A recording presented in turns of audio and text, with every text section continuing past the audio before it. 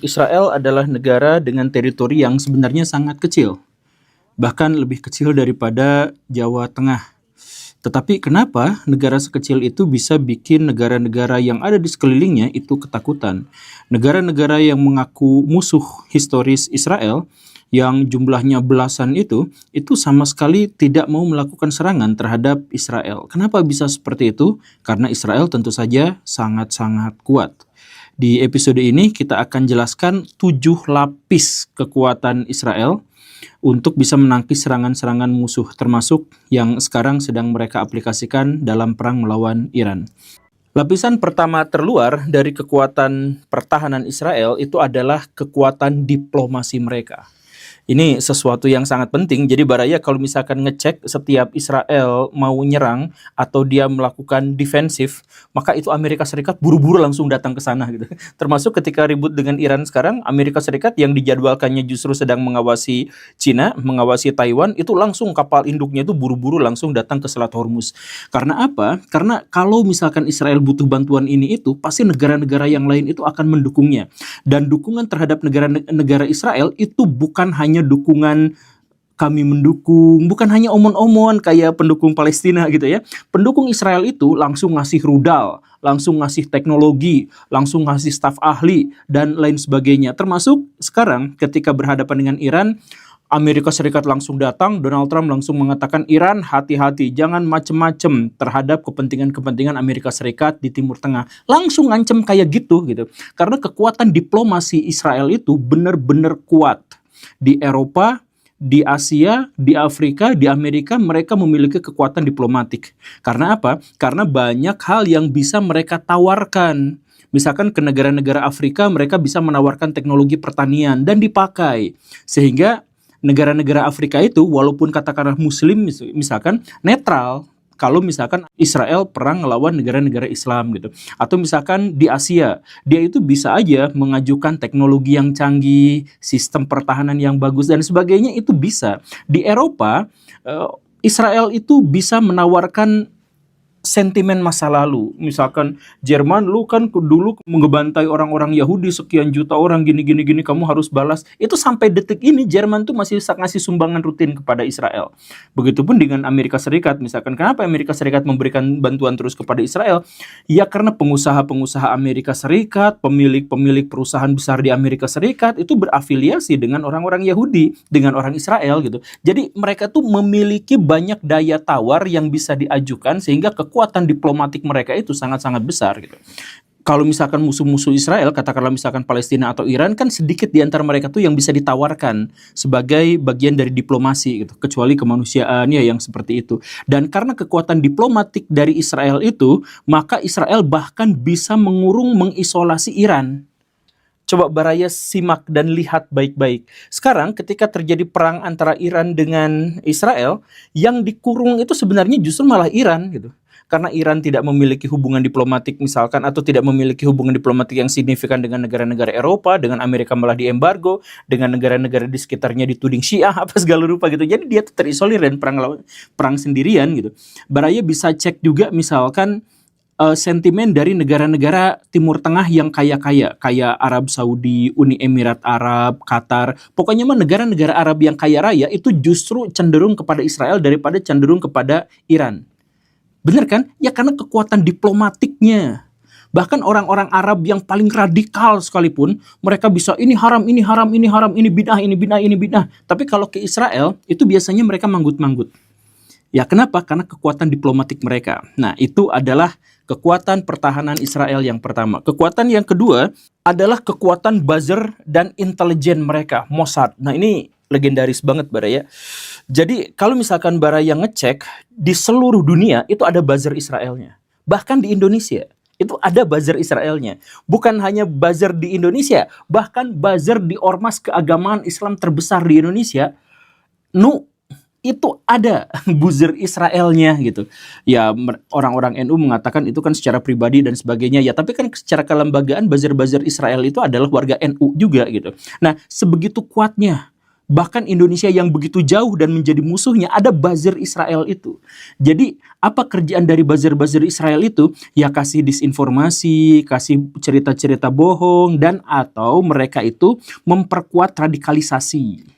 Jadi yang Islam yang radikal dibuat menjadi semakin marah, semakin radikal, sehingga gerakan mereka itu menjadi sporadis dan tidak bisa menjadi ancaman serius buat Israel. Kan ancaman yang serius buat Israel itu adalah yang mikirnya panjang, yang penuh pertimbangan gitu kan. Nah, tapi sama Israel, musuh-musuh Israel itu dibuat menjadi radikal, mudah marah, mudah ngancam, ya biar apa? Biar mereka tidak bisa berpikir dengan normal, kan begitu. Nah, itu buzzer-buzzer Israel ada di seluruh dunia. Kekuatan intelijen Israel itu memungkinkan mereka untuk menghilangkan nyawa kepala negara musuh mereka, di lingkar terdalam istana dari lawan-lawan mereka. Jadi kalau misalkan kita lihat kenapa Saudi Arabia, Uni Emirat Arab, Qatar, Bahrain dan sebagainya itu justru malah tidak mau ribut sama Israel, karena mereka tahu persis bahwa Mossad ada di lingkar terdalam istana. Yang kalau Mossad itu mau, itu presiden atau pemimpin atau raja Arab itu bisa aja hilang kepalanya gitu. Contohnya kemarin misalkan tahun 2024 bulan Mei, itu Israel mulai ribut-ribut kan sama Iran. Gak lama kemudian presidennya helikopternya jatuh, kecelakaan katanya. Kemudian ketika Hizbullah mulai marah-marah kepada Israel, apa yang terjadi? Pimpinan-pimpinannya tiba-tiba meninggal gara-gara HP-nya meletus gitu. Kalau Baraya klik di internet list of Israeli assassination, nah yang kayak gitu klik di Wikipedia, itu Baraya akan lihat daftar panjang pemimpin-pemimpin militer dan pemimpin-pemimpin sipil negara-negara musuh Israel yang dihilangkan nyawanya. Dan itu adalah yang terbuka dan terang-terangan. Yang tidak terbuka, yang diracun, yang apa, itu nggak ketahuan jumlahnya, jauh lebih banyak. Tapi intinya, kemarin kematian Presiden Iran itu kan tidak dimasukkan ke dalam daftar list itu. Artinya apa? Artinya ya yang tidak terdaftar bahkan lebih banyak lagi. Jadi Mossad itu kekuatannya sampai segitunya. Intelijen Israel itu sampai segitunya. Bahkan pas perang di hari pertama dengan Iran kemarin itu, maka 3 pimpinan militer Iran ditambah dengan ahli nuklir mereka itu langsung meninggal di rumahnya sendiri, dibom. Tahu dari mana rumahnya ada di situ, tahu dari mana dia lagi ada di situ dan sebagainya, ya karena orang-orang Mossad Israel itu ada di wilayah paling vital dari musuh-musuhnya. Itu bahayanya, itu adalah lingkar kedua dari kekuatan Israel. Lingkar ketiganya yang lebih masuk ke dalam itu apa? Kekuatan cyber mereka. Kekuatan cyber inilah yang akhirnya membuat Mossad bisa bekerja dengan leluasa, Angkatan Udara Israel bisa bekerja dengan leluasa, karena kekuatan cyber, pasukan cyber Israel itu benar-benar tangguh. Mereka menguasai teknologi, mereka menguasai digitalisasi, dan bahkan mereka itu levelnya sampai alat-alat kebutuhan rumah tangga itu bisa disadap sama mereka. Lampu bohlam itu bisa disadap sama mereka. Kalau soal walkie-talkie dan HP kita sudah tahu ya bagaimana kekuatan cyber mereka. Ini lampu bohlam, kemudian ya alat-alat elektronik, televisi apa segala rupa, itu tuh di sana ada kekuatan cybernya Israel. Jadi kalau misalkan kita lagi nonton YouTube, jangan-jangan YouTube-nya lagi nontonin kita gitu. Untuk di mata-mata ya bisa aja mungkin ada potensi ke arah sana gitu. Soalnya saya aja dengan follower yang sudah sangat banyak, kalau ngebahas Israel tuh suka tiba-tiba dolar kuning, dolar merah, bahkan videonya di take down. Apalagi yang kanal-kanal kecil ngebahas Israel itu bisa aja langsung habis sama kanal-kanalnya gitu. Itu sebegitu kuatnya kekuatan cyber dari Israel itu. Dan itu yang digunakan untuk melakukan eksekusi terhadap lawan-lawannya, termasuk juga menciptakan berita-berita hoax, propaganda, atau yang tadi itu menciptakan radikalisme yang lebih kuat di setiap daerah, biar daerah itu menjadi tidak stabil. Indonesia yang kaum radikalnya dinaikin gitu ya, karena apa? Dicuci otak lewat media gitu. Jadi misalkan ada Facebook palsu yang ngajak orang, ayo kita melakukan bom bunuh diri, yang kayak gitu tuh itu mudah dilakukan oleh orang-orang Israel Baraya. Nah itulah kekuatan Israel lapis ketiga, membuat musuh-musuhnya bingung sendiri sama negaranya. Lapis keempat, kelima, dan keenam itu tidak akan banyak dibicarakan, tapi untuk misalkan lapis yang keempat itu adalah kekuatan udara mereka. Jadi gini Baraya, Israel itu secara geografis itu sangat tidak diuntungkan. Udah mah wilayahnya kecil, memanjang pula, ada ceruk masuk wilayah Palestina di situ, kemudian di sebelah utaranya ada dataran tinggi yang dikuasai dalam tanda kutip oleh asing, kemudian Israel sendiri ada di dataran rendah yang terbuka dari garis pantai. Itu sebenarnya secara geografis itu sangat-sangat tidak menguntungkan berbanding terbalik dengan Iran misalkan. Nah, karena Israel itu memiliki kerentanan yang luar biasa secara geografis, maka mereka harus kompensasi dengan kekuatan udara yang superior. Kalau misalkan kita ngecek di web-web yang terkemuka tentang Israel, Israel itu peringkat ke-15 atau ke-16 kekuatan militernya, bahkan di bawah Indonesia. Ya karena biasanya orang-orang media-media global itu melihatnya hanya dari kuantitas gitu. Tapi kalau misalkan dilihat dari kualitas, itu kualitas Israel itu jempolan. Misalkan beginilah, jet tempur Israel itu cuma punya 240-an biji. Kemudian helikopter tempur cuma 48 biji, kemudian pesawat misi khusus itu cuma 19 biji, tanker udara cuma 14 biji, jadi kecil sebenarnya jumlahnya itu dibandingkan dengan Indonesia gitu ya. Ya tapi masalahnya apa? Masalahnya Israel itu karena wilayahnya kecil, tetapi dihuni oleh begitu banyak angkatan udara, berarti di situ tuh penuh dengan kekuatan udara Israel. Ditambah lagi kualitas dari alutsista Israel, angkatan udara Israel, pesawatnya Israel, radarnya Israel dan sebagainya itu ada di titik teratas. Itu ya yang biasa mereka gunakan itu udah pesawat tempur generasi kelima gitu. Makanya ketika kemarin ada cerita Iran itu sampai menembak jatuh 10 pesawat Israel, itu saya kok agak ragu ya. Ya, saya cuma bilang ragu ya, mungkin benar mungkin enggak gitu. Karena beberapa yang dipublikasikan sama Iran, puing-puing pesawatnya, itu yang pertama itu terkonfirmasi palsu. Itu kecelakaan di Amerika Serikat melibatkan pesawat itu difoto, diedit sedikit, kemudian ditampilkan itu adalah gara-gara serangan Iran gitu. Terus yang kedua, sepertinya ada editannya di situ gitu, karena lambangnya juga tidak rapih gitu, sepertinya gitu ya, saya juga tidak tahu. Cuman secara teknis dan secara taktis kayaknya pesawat Israel itu sangat susah untuk ditembak jatuh gitu. Kayaknya sih ya, kita belum tahu perkembangannya. Dan kalau misalkan kita melihat bahwa berita-berita Israel kehilangan 10 pesawatnya oleh Iran dan sebagainya, semuanya bersumber dari media Iran saja, sepihak. Tidak ada media yang lain yang mengkonfirmasi itu gitu. Jadi ya sampai sejauh ini kita masih meragukan hal itu. Yang jelas kekuatan udara Israel itu benar-benar kuat gitu. Kemudian lapis ke-5 itu ya tentu saja IDF, pasukan reguler mereka, dan lapis ke-6 itu adalah sipil. Jadi sebenarnya ada skenario terburuk kalau misalkan perang itu terjadi benar-benar di Israel, ada serangan, ya mereka akan mengerahkan orang-orang sipil untuk ikut berperang gitu.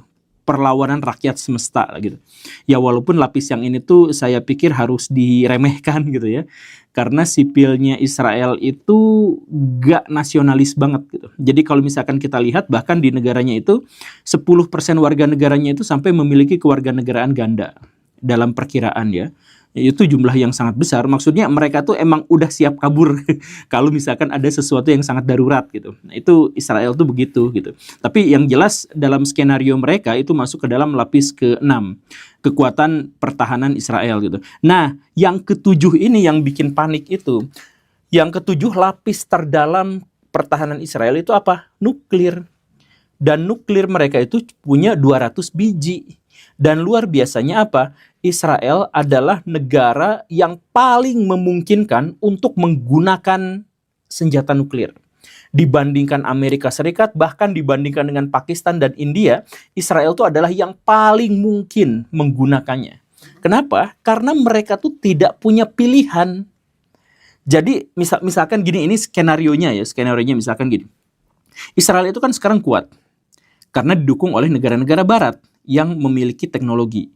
Bagaimana kalau seandainya nanti Cina menjadi semakin lama semakin besar dan meneruskan oposisi mereka terhadap barat dengan teknologinya, perangnya. Nah, maka yang paling mungkin adalah Israel akan menyuplai senjata-senjata paling canggih mereka ke negara-negara Arab. Dan itu akan menjadi sesuatu yang sangat buruk buat Israel. Gitu kan? Itu mereka udah nggak akan ada pilihan lagi. Ditambah lagi, Perkiraan sederhana, kalau ada Cina, negara dagang yang ingin mengambil alih superioritas di dunia menjadi adidaya, maka kan mereka itu pasti menjadi oposisi bagi Amerika Serikat dan negara-negara barat. Itu pasti. Kan begitu? Ya, karena itu mereka pasti juga akan menjadi anti terhadap Israel. Ditambah lagi, Cina itu daripada mereka harus memelihara hubungan diplomatik dengan Israel yang negaranya kecil dan justru menjadi pesaing teknologi mereka, mendingan Cina berhubungan baik dengan negara-negara Arab yang populasinya banyak dan bisa membeli produk-produk Cina. Kan gitu. Makanya Cina akan mendekat. Kalau Cina sudah menjadi sangat dekat misalkan dengan negara-negara Arab dan Cina kemudian menyuplai senjata buat negara-negara Arab itu, maka Israel benar-benar tidak punya pilihan. Kalau misalkan Palestina kalah, mereka bisa kabur ke wilayah-wilayah tetangga. Tapi kalau misalkan Israel kalah, mereka kemana kaburnya? Mereka gak punya negara tempat lain gitu. Negara Islam banyak jumlahnya. Negara Barat jumlahnya banyak. Negara Latin banyak. Negara Israel bisa kemana? Gak ada. Cuman di situ itu. Makanya mereka tuh punya skenario Samson atau opsi Samson. Dimana kalau udah kepepet banget, mereka harus menggunakan nuklir. Bahkan ketika penggunaan nuklir itu akan menghancurkan diri mereka sendiri. Jadi kalau misalkan mereka nembak nuklir ke negara lain, kemudian diserang rame-rame sama nuklir lain gitu sampai hancur, mereka itu fokusnya adalah menyerang negara-negara lain dengan nuklir juga gitu. Jadi sampai mereka mati seluruhnya total pun mereka masih punya skenario, yaitu menghancurkan musuh-musuhnya dengan nuklir gitu. Jadi tapi itu mah basis yang paling akhir, yang pertahanan yang paling dalamnya gitu. Sampai sejauh ini lapis pertama dan kedua aja sudah sangat-sangat sulit ditembus oleh lawan-lawannya. Ketika Israel dan Palestina lagi-lagi terlibat dalam konflik, konfrontasi bersenjata, bahkan sekarang dalam skala yang sangat besar, di Indonesia ada 3 kelompok yang secara terang-terangan menyatakan pro terhadap Israel, atau setidak-tidaknya bahwa mereka antipati terhadap Hamas. Kelompok yang pertama itu adalah kelompok sekuler terdidik, di mana mereka seringkali mempertanyakan kenapa Hamas berani-beraninya melakukan serangan terhadap Israel padahal mereka membahayakan penduduk sipil, atau misalkan kenapa mereka hanya bisa menggunakan bahasa perang, tidak bahasa diplomasi seperti Fatah misalkan seperti itu, atau pertanyaan-pertanyaan yang lebih manusiawi yang lain, misalkan kenapa Palestina berani nyerang duluan ke wilayah Israel dan menyerang penduduk sipil, membantai orang-orang yang ada di sana, misalkan pertanyaan-pertanyaan mereka seputar dengan pertanyaan-pertanyaan seperti itu. Kemudian kelompok yang kedua itu adalah kelompok ekstremis Papua, atau bahkan terlibat dalam KKB yang di Papua itu. Nah, bagi mereka itu yang sebenarnya jahat itu adalah Palestina, dan mereka terus-terusan mendukung Israel. Kemudian yang ketiga itu adalah kelompok Wahabi. Walaupun sebenarnya mereka menolak Yahudi dan menentang Zionisme, tetapi mereka juga sebenarnya sangat menentang Hamas. Bahkan mereka kemudian secara terus-menerus dan intensif menyebarkan sebuah cerita atau isu bahwa Hamas itu adalah Syiah. Nah, kenapa bisa seperti itu? Untuk yang pertama, alasannya sudah jelas dan mungkin bisa dipahami dengan sangat mudah. Tapi untuk 2 kelompok terakhir, mungkin kita membutuhkan pembahasan yang lebih intensif, karena bahasan ini bukan hanya menjawab pertanyaan sepele, tetapi juga ada latar masalah di belakangnya yang tentu saja lebih besar dan harus segera kita atasi. Setiap Israel dan Palestina berkonflik, biasanya itu juga memicu kemarahan dunia internasional. Ada yang pro terhadap Israel, tapi lebih banyak yang pro terhadap Palestina. Perbandingannya di dunia modern itu sekitar 47 berbanding 37% warga di dunia ini. Sisanya itu adalah abstain atau memilih untuk jalur perdamaian tanpa memihak Israel atau Palestina. Begitu kurang lebihnya. Nah, tetapi di antara hiruk pikuk itu, orang-orang Wahabi biasanya adalah orang-orang yang paling senyap untuk menanggapi masalah Israel dan Palestina. Kalau misalkan Baraya ngecek, hampir seluruh pergerakan Islam di Indonesia, ormas di Indonesia dan sebagainya itu demo kalau misalkan Palestina itu diserang atau sebaliknya. Nah, tetapi di antara semua ormas-ormas, di antara semua kelompok-kelompok manusia di dunia, yang biasanya menutup rapat-rapat mulut mereka itu adalah kelompok yang namanya Wahabi, atau yang biasa disebut sebagai Wahabi, karena mereka sendiri sebenarnya menolak untuk disebut Wahabi, tapi apapun itu biar mudahnya aja lah kita sebut misalkan Wahabi. Nah, orang-orang Wahabi itu tidak pernah mau berkomentar tentang perang Israel-Palestina. Baraya tanya sama ustadz-ustadznya, biasanya mereka tidak banyak berbicara. Baraya lihat situs-situsnya, mereka biasanya juga tidak banyak berbicara. Baraya nonton podcast-podcast yang berafiliasi dengan Wahabi di Indonesia, mereka juga tidak akan bercerita apapun tentang ini ini gitu. Nah, kenapa seperti itu? Karena mereka anti Zionis, mereka marah terhadap Zionisme, tetapi di sisi lain mereka juga tidak suka pada Hamas. Bahkan mereka membenci Hamas. Kenapa mereka membenci Hamas? Kalau misalkan Baraya simak video-video atau lontaran-lontaran yang mereka keluarkan akhir-akhir ini, mereka intensif sekali untuk menyebut bahwa Hamas itu adalah Syiah. Makanya sekarang muncul sekali ada banyak isu bahwa Hamas itu adalah Syiah gitu. Atau disebut juga Hamas itu adalah komunis. Yang seperti itu. Nah, kenapa bisa seperti itu? Kita harus memberikan penjelasan dulu tentang Wahabi. Jadi Wahabi itu musuh bebuyutannya itu adalah Syiah. Bahkan apapun yang mereka lakukan pasti hal pertama yang mereka garis bawahi adalah permusuhan mereka terhadap Syiah gitu. Jadi di situs-situs mereka pasti akan ada laman khusus yang membahas tentang kesesatan Syiah. Mereka menulis buku-buku tentang Syiah. Bahkan kalau misalkan mereka bikin kajian, pamflet-pamflet mereka tentang Syiah itu digambar dark, penuh darah dan sebagainya. Seperti itulah Wahabi itu. Bahkan hal pertama yang mereka lakukan ketika mereka mendirikan sebuah negara yang namanya Saudi itu, maka yang dilakukannya itu adalah menyerang Irak, menyerang makam dari Husain bin Ali bin Abi Thalib. Begitu. Ya, sebenarnya orang-orang Iran, ya orang-orang Syiah juga tidak kalah melakukan propaganda tentang kejelekan-kejelekan Wahabi. Cuman kan nggak kita dengar karena jauh gitu.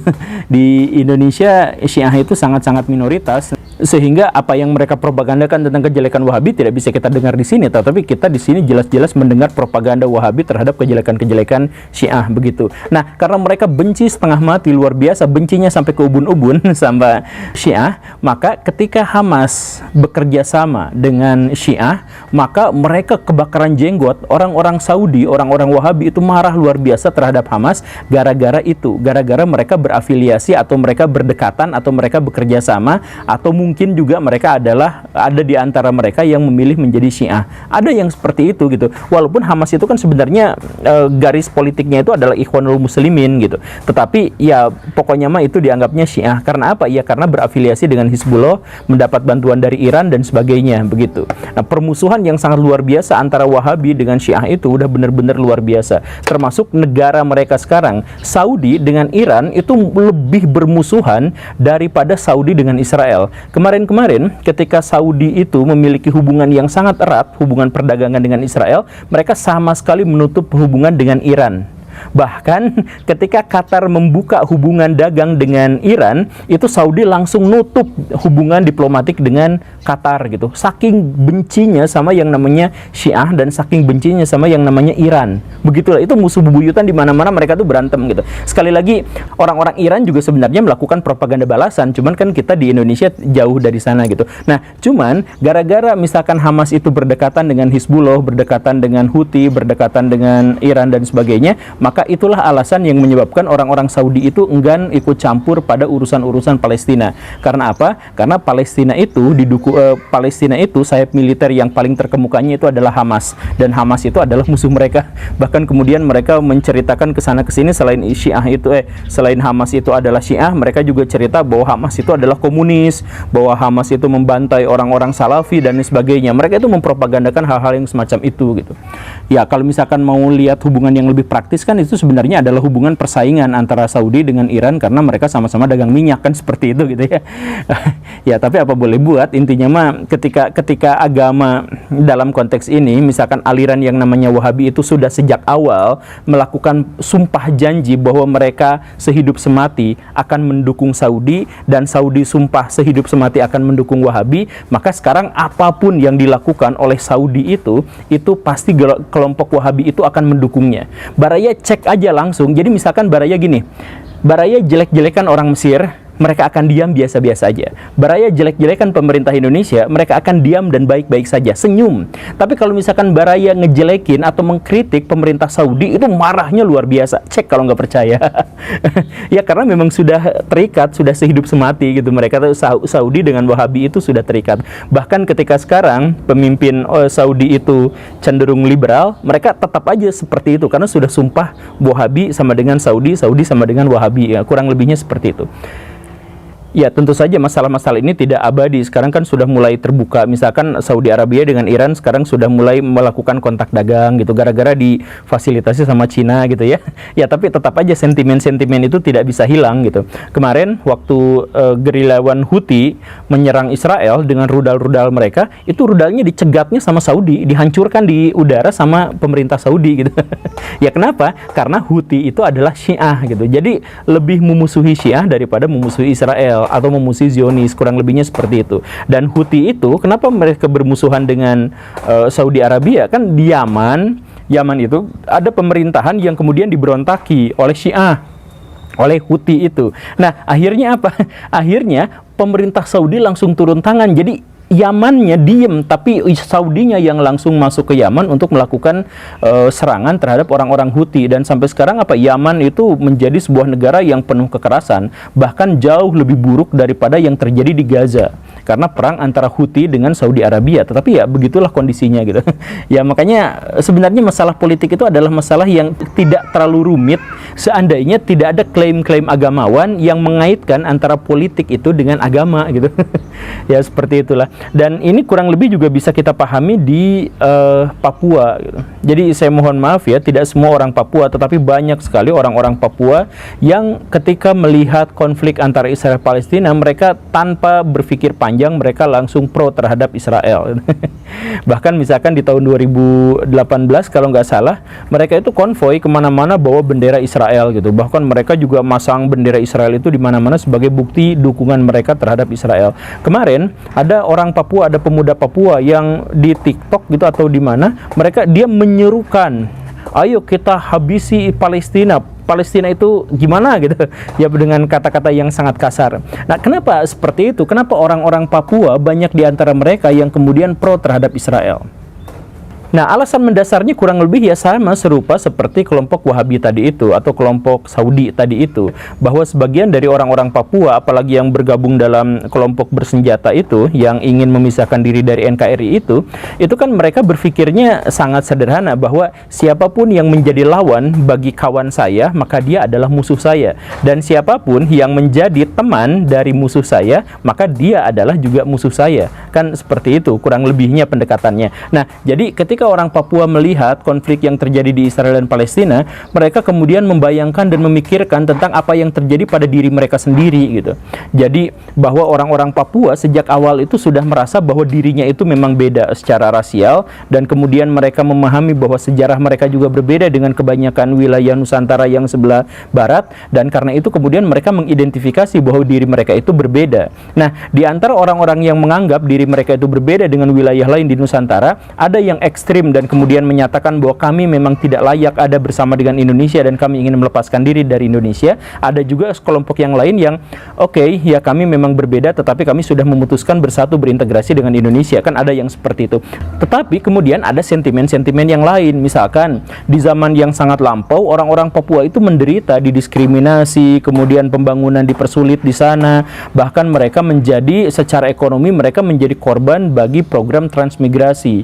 Jadi orang-orang Jawa yang sangat miskin, yang sangat kesulitan, misalkan itu dipindahkan ke Papua, kemudian mereka punya tanah sekian, mereka punya rumah sekian dan sebagainya. Bahkan ada di antara mereka yang menggusur tanah-tanah adat orang Papua dan sebagainya ya di zaman Orde Baru itu, sehingga mereka benar-benar menganggap orang-orang Jawa dan orang-orang Muslim itu sebagai musuh yang telah masuk ke wilayahnya, kemudian tanpa permisi mengambil alih dan seterusnya dan seterusnya. Nah, jadi orang-orang Papua pada akhirnya berpikiran, kenapa orang-orang Indonesia begitu tidak adil gitu. Mereka melihat jauh ke wilayah seberang, mereka meneropong ke tempat yang sangat berjauhan, tetapi orang Papua sendiri diabaikan. Ketika konflik Palestina-Israel terjadi, kemudian mereka berdemo, ngirim bantuan apa segala rupa. Kenapa kami orang Papua yang juga mendapatkan diskriminasi, mendapatkan kekerasan, dibantai dan sebagainya di masa lampau, kok tidak ada yang simpati? Kenapa masyarakat Indonesia begitu tidak adilnya kepada kami? Kenapa malah dukungan itu mengalirnya kepada Palestina, sedangkan kami sama sekali tidak mendapatkan dukungan yang serupa seperti itu gitu.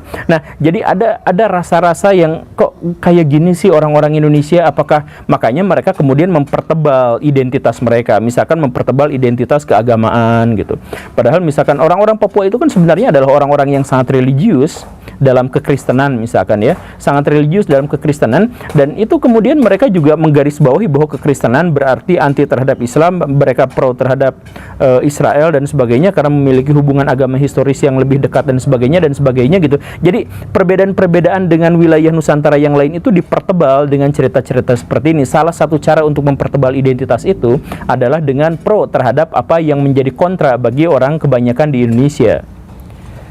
Makanya seperti yang saya jelaskan di awal, kita tidak hanya berbicara soal keberpihakan misalkan orang Papua terhadap Israel atau ketidakberpihakan orang-orang Wahabi terhadap Palestina dan sebagainya. Bukan hanya itu, tetapi ini adalah menyangkut masalah-masalah yang lebih tendensius. Ini menyangkut pada masalah-masalah yang lebih nafsu manusia gitu, lebih ke arah nafsu manusia. Maksudnya seperti yang saya jelaskan di episode ini, bahwa sebenarnya konflik Israel-Palestina itu kalau semua pihak mau rasional, mau logis, maka sebenarnya masalahnya bisa selesai dari dulu gitu. Cuman kan masalah konflik Israel-Palestina dan sebagainya itu adalah masalah kebencian yang mengakar, kebencian yang diteruskan turun-temurun, kemudian masalah ketidakadilan, kemudian masalah kekerasan, ada istilah-istilah penjajahan segala rupa, yang semua itu sebenarnya bisa selesai kalau misalkan kitanya mau logis. Nah, ternyata masalah Israel-Palestina nun jauh di sana juga pada akhirnya menguak masalah di Indonesia, bahwa banyak sekali potensi-potensi kekerasan, banyak sekali potensi-potensi perpecahan di Indonesia yang semakin mengemuka, yang semakin menguat. Bahkan ketika Israel-Palestina yang jauh di sana itu saja terjadi, ternyata ini juga menguak sentimen-sentimen yang ada di Indonesia soal kesukuan, soal agama, soal sekte-sekte dalam agama dan sebagainya. Bisa nggak ini bisa diselesaikan? Ya bisa, kalau seandainya kita mau berpikir logis. Tetapi sayang sekali, seperti yang terjadi di kebanyakan negara yang masih berflower, masyarakat Indonesia juga lebih mementingkan ego, lebih mementingkan tendensi, mementingkan identitas-identitas semu daripada alasan yang lebih logis untuk menyelesaikan masalahnya. Jadi Baraya mau setuju atau tidak jadi masalah. Baraya mau pro terhadap Palestina atau Baraya mau kontra terhadap Palestina dan sebagainya, itu bukan urusan saya. Yang lebih pentingnya adalah ketika Baraya memilih salah satu kubu atau Baraya memilih salah satu pihak, tetapi Baraya memilihnya secara tendensius, tidak rasional, Baraya memilihnya gara-gara ego pribadi, maka itu masalah terbesarnya. Dan kalau misalkan Baraya mempertahankan itu, ada kemungkinan bahwa itulah yang pada akhirnya memecah belah bangsa ini di kemudian hari. Semoga menjadi bahan pelajaran. Terima kasih karena sudah menyimak. Saya Guru Gembul. Assalamualaikum warahmatullahi wabarakatuh.